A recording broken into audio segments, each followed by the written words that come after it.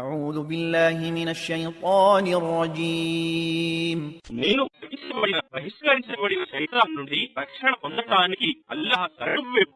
الله الذي خلقكم من ضعف ثم جعل من بعد ضعف قوة ثم جعل من بعد ضعف قوة ثم جعل من بعد قوة ضعفا وشيبة يخلق ما يشاء وهو العليم القدير.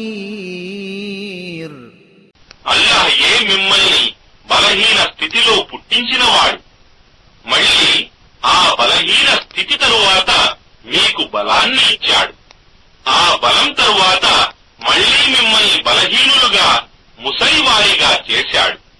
ఆయన తాను కోరింది సృష్టిస్తాడు మరియు కేవలం ఆయనే సర్వజ్ఞుడు, సర్వసమర్థుడు.